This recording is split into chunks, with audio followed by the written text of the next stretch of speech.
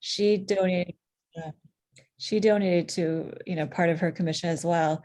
And I forget what the organization was, but like, she kind of videoed the whole aspect of it, like her son, like collecting the items and then like dropping it off and what impact it makes for those families that she helped. So like, and people, she said when she posted it up and people loved that. Oh, I love it. Another suggestion. I could go to the house. I could go to Mimosa Hall and shoot a video there. Very good, Fabiola. Yeah, and like if you were to make that donation, like you speak to like the fundraising group or whatever it is to find out like, hey, what do you guys that's you?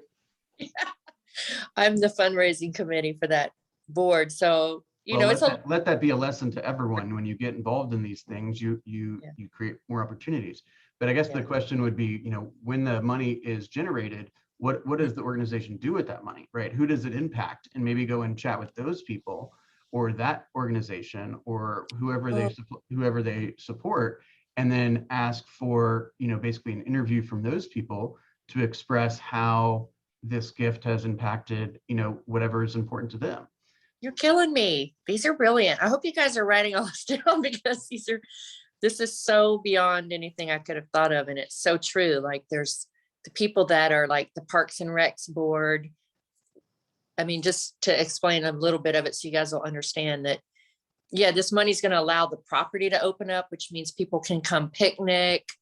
It's going to open up for the garden, the Roswell Gardens Club, so they can come garden. And we are already associated with all of these boards and they're watching us to see, to get this place ready so they can do these things. So that's brilliant. Yeah. Remember, people don't buy what you do, they buy why you do it. It's so true. And I tell you, I've had so many people say out of nowhere that I don't really even know that are like, I want you to help my mom because I can tell watching you on Facebook that you're XYZ. You know what I mean? They have no idea what you sell or don't sell. So Bill's 100% right. Well, they also in large part think we're overpaid. and therefore, I think it's always nice to let people know that I know all of you are in it for the right reasons, but sometimes the community doesn't necessarily see that, right? They generally see kind of more of the flashier side of being a real estate agent and like, oh my gosh, look how much money you just made, cha-ching, cha-ching, from watching TV or whatever. I mean, I've personally had, I think 3 or 4 calls on the way home from a closing. And my client that just closed, bought or sold or whatever, they're like, how much of that money do you get to keep? Right? And then I'll answer them and they're like, how do I become a real estate agent? You see what I'm saying? And if they don't, it's kind of like if I give you, people naturally just, unfortunately, they look a little towards the negative side, right? So if I give you a, an assignment and then I see you posting on Facebook that you're doing something different, I'm like, what is she doing, right? If you've got my listing and all I see is you on the beach partying and going to some flashy restaurant and doing a bunch of things that don't have to do with marketing and selling my home, I might be thinking to myself, gosh, I think she might be overpaid. Yeah. Right. And in that respect, you need to be, hey, you need to be communicating to your people what you do and why you do it and why supporting your business is deeper than just that one commission check. All right, this is a cool way to start the meeting. Thanks, guys. How's everyone doing? Good. All right, I want to give everyone a little idea that we talked about this morning, and then we'll move right into the topic for today. So please don't forget, at the office today from 1:30 to 3:30, I'll be teaching a Life by Design workshop. Okay. Can you hear me first? Oh, one second. Look at this. It's 8:38 and I already got somebody, give me the numbers, right now, snapping her finger at me. So let me tell you, hold on. Okay, so yesterday I set 2 and I held 1 R1. Okay, see, not even 9 o'clock before people are at me. accountability, right? Wait, let me just see this. It was at 8:13 when I got that. Oh, I got it at 8:13. I was just with you guys. All right, so Life by Design workshop today at the office, 1:30 to 3:30. If you would like to come, it would be a whole lot easier, guys, if you had a really clear understanding about some of your monthly expenses, some personal budgeting and business budgeting, because we'll be drawing some of that information into our plan. Okay, so that's today at the Market Center. And we will not have any activities Monday for Labor Day, and Tuesday and Wednesday I will be out, but the morning huddles will be in Candace's room. Okay. Anyone have any good news to share? Anyone like really do something cool over the last couple of days to get another result from a surprise and delight? Did anyone meet with a person or get a contract signed? Anyone want to share anything? I'll share something. So there's this lady that I met at my son's swim team. She's a mom, and they went to Portugal for like 2 weeks, just the husband and the wife. And so my dad and my stepmom are actually there. Like she has a house still there, and so she's like, we've been talking about going to Portugal and like tips and stuff like that. So she came back and she's like, oh, I've been looking for you, Fabiola. Where have you been? And like my son changed groups or whatever. But then I talked to her for like an hour yesterday, and she was like, oh yeah, we just bought a lake house not that long ago, maybe last year, and she spent COVID there. And then she was telling me that they bought like a property in Milton, and they're going to tear it down and build. And so I posted up in GLG, like if anyone knows a builder, but like, and then she's like, oh, well, we'll probably keep the house over and coming for a couple of years, and we'll see how it goes.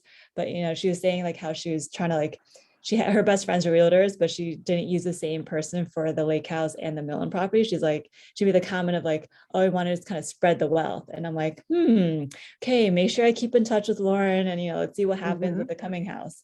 Okay. Gosh, I could talk for an hour on everything you just said. Let me make two comments really quick.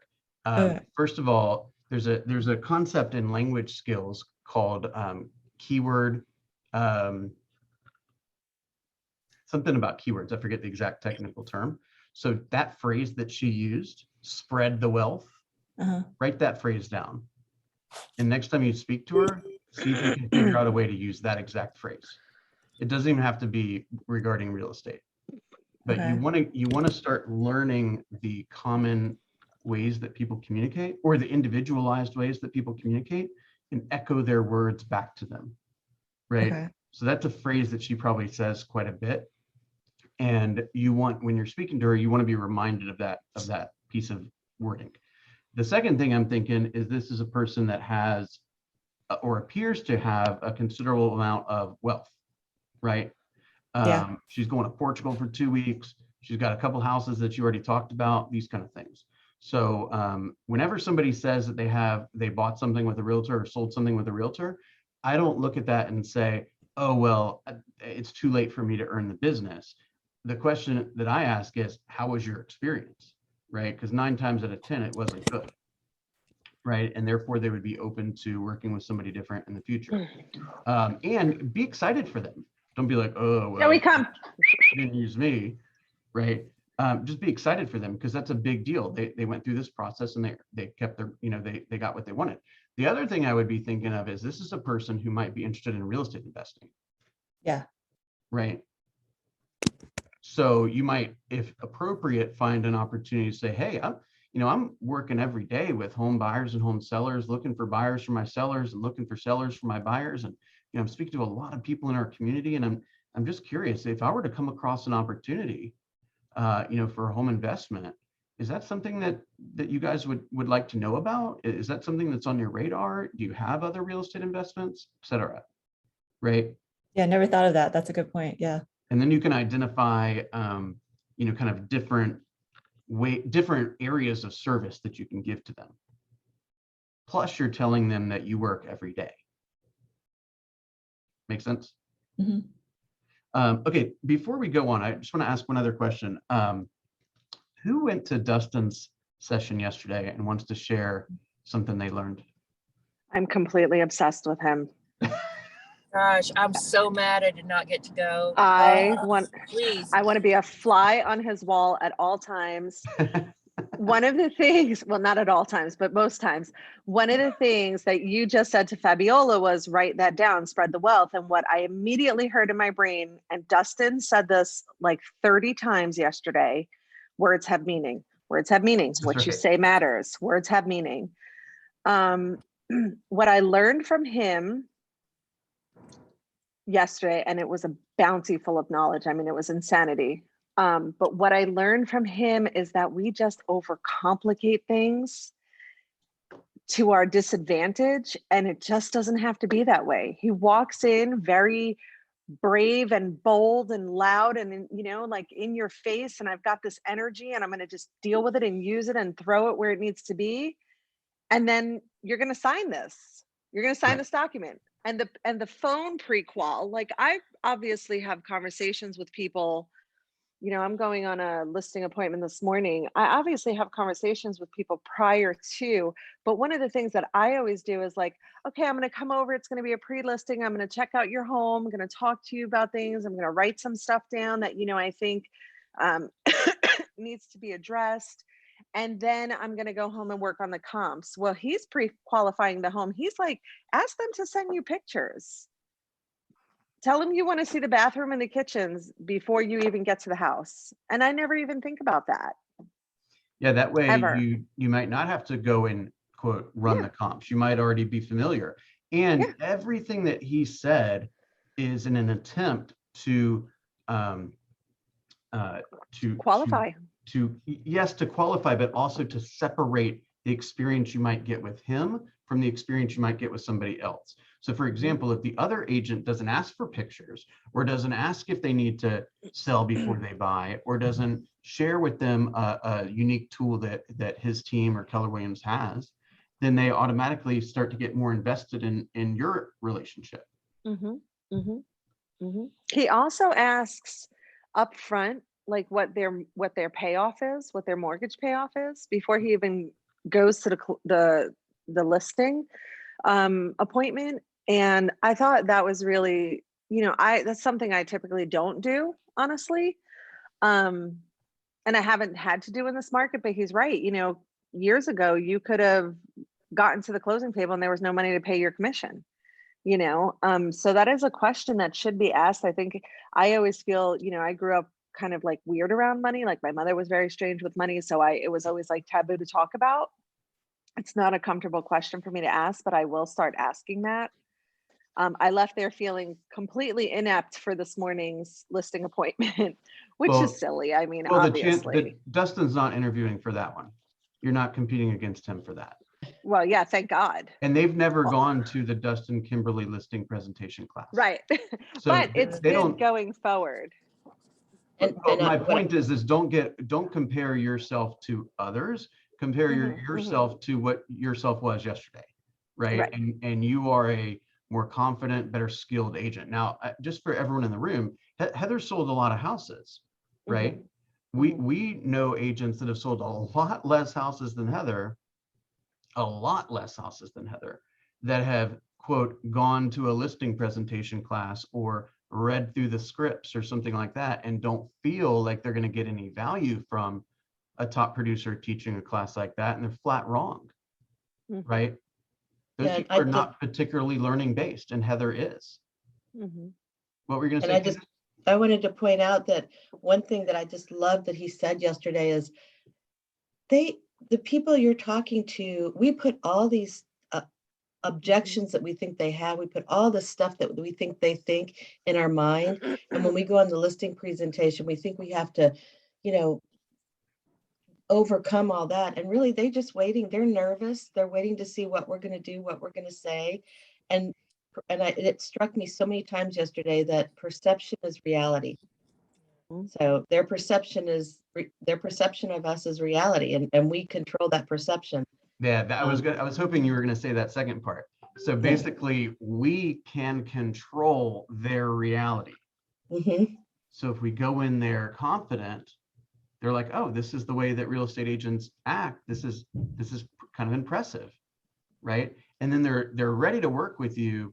They just need to hear a little bit more. Remember, when somebody gives you an objection, they're actually considering working with you. And they just want clarity on one or two extra things before they fully commit.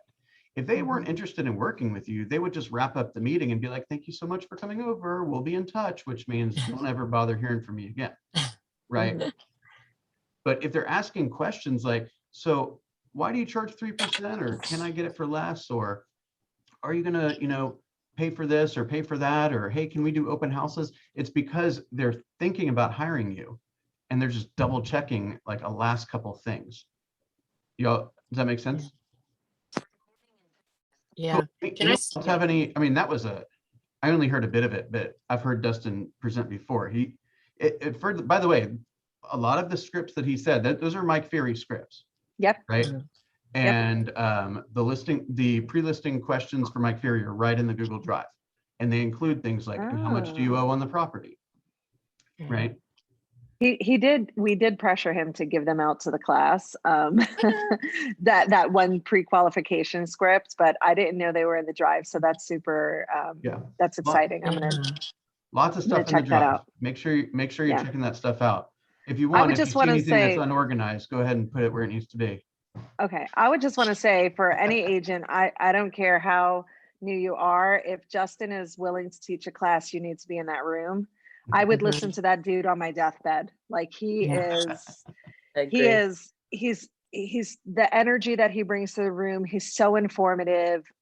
It's a good time. And he's just so knowledgeable. I don't care what stage of your career you're in, you should be sitting in with him.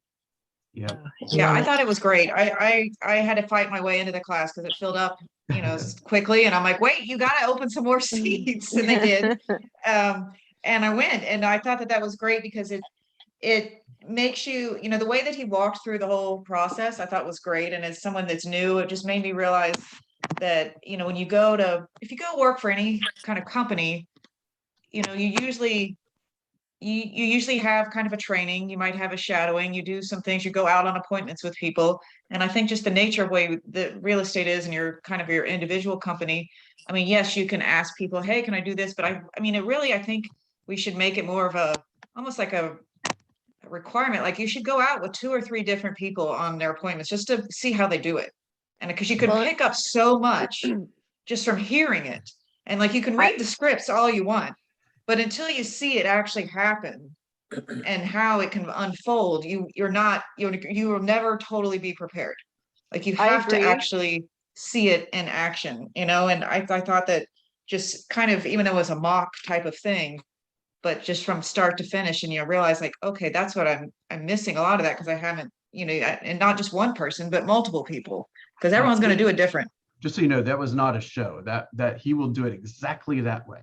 Well, I know, that's what I mean. Like you could tell, like, yeah, that's how he does it, and I thought that was great. And he said some really good things. And what I really liked, one of the things he said, there's 2 types of agents. He tells the people this, there's, when they start talking about commissions or how much you make or whatever. And he's like, they're passive agents and they'll be happy to take their listing and put the sign in the yard and hope for the best. And then there's active agents and they're going to do this and this and this and this and this and this and this, and I think that kind of compares it to like some of the more like I've had to take people recently this week every house I've had to take them to has been an Open Door or Zillow house, and I'm going, especially Zillow, like they're horrible. Like they don't, I mean, I'm appalled at the way the condition of the homes, and it's like you could have picked up the trash that's there. Like, I mean, it's just awful. I'm doing a Zillow house right now, and it's I'm embarrassed that they have market share because the service, I can't even call it service. We've been to the house 3 or 4 times. The door is never locked. It's embarrassing. We should be embarrassed that they've been able to take this much of the market. It really is, because these are ones that they bought and turned around and relisted within a week and did nothing to them. They want a lot more, and but you can use that opportunity. You can use that opportunity with your clients to say, this is why you don't sell to a Zillow, or this is why, if you know anyone who's considering selling to a Zillow, this is why, maybe you can point them in my direction and I can discuss with them before they do that. You can use that as an opportunity. The other thing I wanted to say, Ryan, is often, we jump in on GLG or Roswell Rocks or even in the help group and say, hey, I'm going to, host an open house, or I'm going to go to a listing appointment, or I'm going to do this. Does anyone want a shadow? So you should keep your eyes open for that. I don't know how long you've been with us. On that, I am hosting an open house on Sunday in Sandy Springs from 2 to 5 if you'd like to join me. Oh, thank you. Well, the open houses, I think there's been a lot of opportunities there, and I've done a bunch of open houses and I like that, but I think like the appointments, I think is a whole different kind of ballgame too. How do you actually get through the get them to sign part too? Like that's, and I haven't seen as many opportunities, but maybe I haven't been as proactive about trying to find them. So I'm Well, going to. that's the difference right there, is proactive versus reactive. Reactive is hoping you're the first one once it's posted on the sheet. Proactive is, hey, I see that you're on the ALC. I was hoping I could, hop on an appointment with you. Or, hey, I see that you have this new listing in Roswell. Congratulations. I was hoping I could hang out with you and, watch your presentation or watch how you do something, shadow you for the day, maybe take you to lunch. Would that be okay? Almost every agent's going to say yes to that, but you got to be a little proactive. It kind of goes back to the passive agent versus the active agent. And what he's doing there by explaining those two things is he's telling you without telling you that he's the active agent. And he's putting this idea into your mind that anyone else you talk to, they're starting to be skeptical of that person and saying, well, I know Dustin's an active agent. Is this guy a passive agent? I think he might be. Okay, let me go hire Dustin. You see what I'm saying?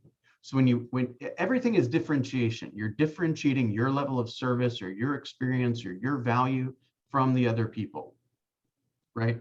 And just a follow-up point on your comment, Heather, just to play devil's advocate for a second, the people that sell to Zillow, they're already out of the picture. They don't care what Zillow does with it. They already know they're going to list it for more money. 100%. Right? 100%. So I would approach it maybe slightly differently and say, what do you guys think of this? Let them be the one to say, oh my gosh, this is terrible what Zillow is doing, or gosh, they didn't do anything when they relisted it. Let them vocalize that. And then you just stir the pot a tiny bit afterwards, right? But for the person you're saying that to, they're the ones that are about to pay Zillow's profit, right? So it's a tricky business. If you read that article I posted a couple weeks ago, they don't even care about making money. They're worth so many billions of dollars and it's all other people's money. They're just trying to take market share. And then they will do whatever they want with the real estate industry, like pressure commissions down, automate certain things, drive a lot of agents out of the business. Does that make sense? Yeah. Okay. Thank you guys so much for sharing that. I'm going to just mention an idea or two and see if I can get a little feedback from you guys. So today's topic was is winning each day or winning every day. So one of the things that I've put on the daily success tracker was a short list. It's in the upper kind of left-hand corner. And it is basically meant to say, what are the things that I need to do as a fill in the blank, as a realtor today, as a mother today, as a son today, as a spouse today, as a parent today, right? What are the things that I have to do such that everything else is easier or unnecessary, right? The one thing question. And you write down those things. And that you got to remember that when you do that stuff, everything else will work out, right? When you pick up your kid from school, when you go to church, when you contact 12 people and book an appointment, right? And so these things are very black and white. I've decided when I had a very low degree of stress, right? When no one was, on top of me trying to, watch what I'm doing. And it was just me, and I was able to decide what the priorities of my time are. You record those things, and once they're done, you can go do whatever you want to do, right? If you don't know how to determine whether you're winning each day, then we're naturally going to feel like we're not winning, even though we're probably doing a lot of very valuable things. Does that make sense? Like, if you don't know how many contacts you're supposed to make or appointments you're supposed to hold, then it really doesn't matter how much you work or not work. You're never really satisfied. And you always have this concern that it's not enough. And then, so even if you can drag yourself to do some non-real estate stuff, you're still dragging the, I might not be doing enough work. Where's my next commission check coming from? I wonder if all my clients are happy mentality. Does that make sense? Yes. So Something Dustin said yesterday was generate so you don't tolerate. Oh, I love that one. Mhm. Say it again. What was it? Generate so you don't tolerate. Yeah, so that's the Oh, I that's the gotcha. same concept that I've used before, where I said, if you've got one client and the one client is in, Noonan, and you don't know anything about Noonan, and they're always late, and they want to see a bunch of houses they're not going to buy, and they're not qualified, and they're a bigot, they're not cooperative, and that's your only client, then that's your guy.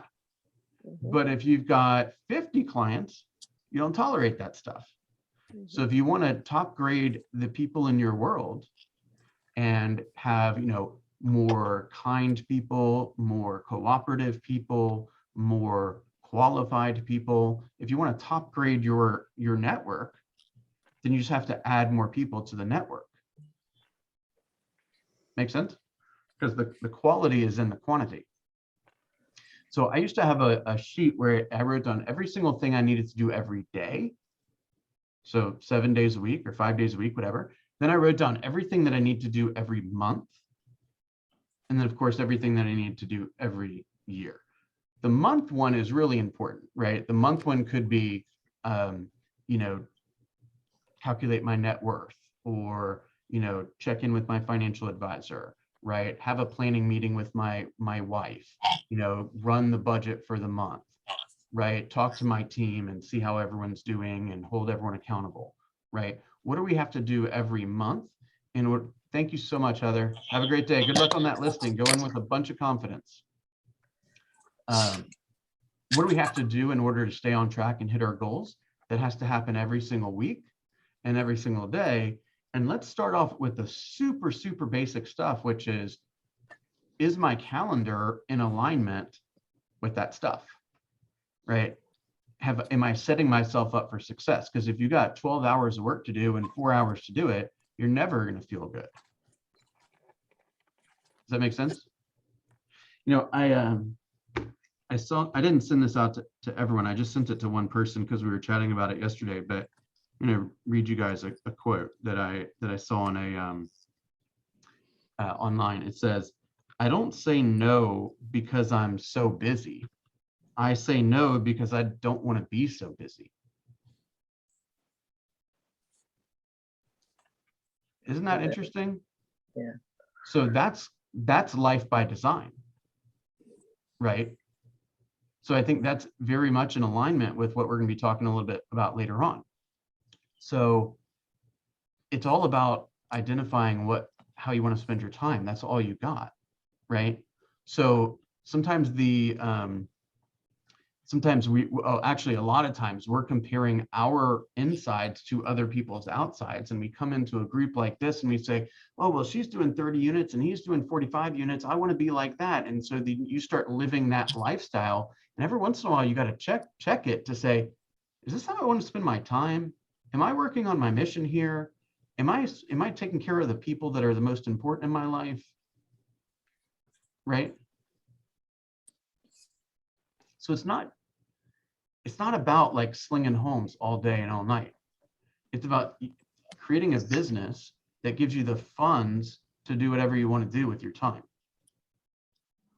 I also liked how Dustin, what he really kept saying is he's always looking for reasons to cancel the appointment. When talking to him, it was just like it's the opposite of what we're all like, you'll take any appointment you can get, but he's sitting there doing the opposite. Like, why am I wasting my time if they're not ready to sign the contract? Wow. So isn't that a totally different way to think about it? Yeah. So he's like, will you, and that's when he asked, he said, will you, if you like me and blah, blah, blah, blah, will you sign the listing contract at the meeting? And they're like, well, no, I'm probably good 2 weeks out. Well, then let's schedule it in 2 weeks. Yeah, it's so wild. When he says stuff like that, I still have a place of fear where I'm like, gosh, they'll interview other people, they'll click Zillow, and I think about, I like the slow play because I feel like, yeah, I make a lot of money and I've got to have a 4-hour appointment and then have another 3-hour appointment and show them some 30-page marketing plan for them to see my time. And I think since he's spoken a few times in team meeting, I think about myself when I'm on certain appointments. I'm like, man, Dustin would not be on this appointment right now. I'm like, man, I should have asked before I got here. Like, I didn't ask the right question, and I think about him like that. He's like, no fear of just saying, are you going to list with me when I get there? And I charge 7%. And they're like, no. And he's like, okay, well, next. Yeah, well, because I'm like, can I have your garbage? it's what you just said, which is he has a very much an abundant mindset. If he doesn't hear what he wants, or he picks up on something that would cause maybe too much stress to his team or his systems or him, and he just passes on it, because he knows that he's good and he can go find somebody else to serve. Right. But it's the people that, it's like Gary says, many times agents will cling or hold on to a weak client, which is, let's just call them an unqualified client or not ready, willing, and able client. And they do that because they have a lack of prospects. And they have a lack of prospects because they've done a lack of prospecting. Right? Yeah. If you had more prospects, you could be more picky. Right? Yeah. I tell you that it can also go the other direction though, because Candace, you probably remember this, back when the market went south, 10, 12 years ago, there were many agents in the marketplace that, were kind of considered luxury agents, right? And they kind of thought that $200,000, $300,000, $400,000 price range where most of the market was kind of like beneath them, so to speak, right? And they had such a hard time dealing with their ego that they had to leave the business, because those people weren't supplying, they weren't keeping the business afloat, right? And they were so reluctant to work with the people on the lower end, right? Which was really the normal back then. You remember that? I do remember, and it would just occur to me that that's why I think if you think of your business as the hub of a wheel and luxury is one spoke, you need more than one spoke to turn a wheel. So you can focus on one thing and master one thing, but it's still important to have lead gen in other areas as well. Yeah, I talked to an agent yesterday who probably about 8 or 9 years ago, his business was 100% REOs, real estate owned. This is homes that have been foreclosed upon and are now owned by the bank, right? Or the original lender. And when foreclosures are less than half of 1% of the market, and that's 100% of your market, you don't have a job, right? Meaning you will go take the mediocre listing appointment, or you will go to Noonan with a buyer because you ain't got any other choices, right? So you should always be thinking about my success will be in direct proportion to the number of people I am in close relationship with, period. Whether it's real estate related or otherwise, makes no difference whatsoever. And it's pretty cool, huh? We get to control who we work with when we work. We get to control our time, right? It reminds me of another thing that we talked about this morning, which was, this is in the MREA. People are not loyal to you. They're loyal to the expectations and the quality of service that they have come to expect from you, right? And what I mean by that is, like, Heather had got a referral from a friend of hers who it was kind of far away. It was like an hour and a half away, and it's not in an area that she's familiar with, and it's not necessarily her ideal client. And she has a choice. She can go do it anyway because she doesn't want to let her friend down, or she could think about it the complete opposite, by saying, well, I don't want to let my friend down, so I definitely am not going to go down there. I'd be a lousy person to represent this person. I'm going to make sure they get a great experience, and that's why I'm going to personally handpick their real estate agent. And it ain't going to be me. Make sense? You don't want me, right? So if an old client of mine, calls and says, well, I really want you to do it. I said, no, you don't. No, you don't. Back when we worked together, I was in and out of 200 homes a month. Now, I haven't been home in 3 months. So you don't want me. You want her. That's why we work together. And they're like, oh yeah, I guess that makes sense. Michelle, did you want to add something to that? No. Okay. So let's put a bow tie on the winning each day. I only encourage you to get clarity on what your core responsibilities are, right? Your core responsibilities and obligations to your family, your core responsibilities to your business, right? And once you identify kind of the evolution from I have not yet done what I need to do to I'm ready to put everything away and go have, play with my kids, knowing that I nailed today, we got to define what that is so that we have the appropriate sense of the appropriate mindset when we make the switch from one kind of part of our life to the other part. And remember, we heard that story of the Mexican fishermen a couple of weeks ago.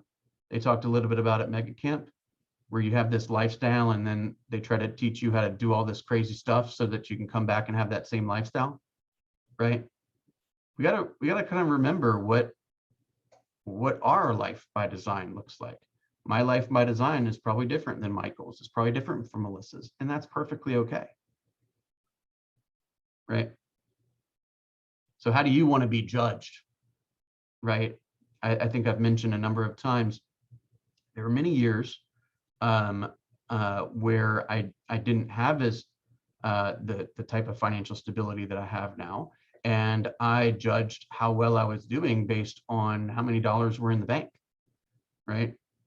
Now I judge my success on how often I play with my kids and whether I have dinner with my family every night. You see what I'm saying? So we got to just determine what's the most important thing for me right now to move everything a little bit forward, because we're playing the long game here. Was this helpful today? Okay, I know we weren't particularly tactical, but I also learned a pretty cool concept that there was a guy named Jordan Freed. I'll end with this. A guy named Jordan Freed, who's one of the top MAPS coaches. And he made a comment at Mega Camp that says, every agent, every one of them, if they have an issue, it is generally one of two things. It is a mechanical issue or a mindset issue. So they either have a tactical problem, right? A system, a technology, a presentation, language skills. It's a tactical issue. That's where training comes in. Or it's a mindset issue. And that's where coaching comes in, right? So you're always going to have kind of this evolution of, I need to improve my mechanical stuff, and I need to make sure that my mindset is appropriate, right? And so you're going to bounce back and forth between how am I learning and how am I making sure that I'm doing the actions that I need to be doing, and I'm bringing the appropriate mindset to do them. Any thoughts, questions, complaints, feedback? Okay. Who wrote a note here? Oh. All right, guys. I appreciate everything you do. Have a wonderful day. I'll see you in a little while. Thank you, Bill. Thank you.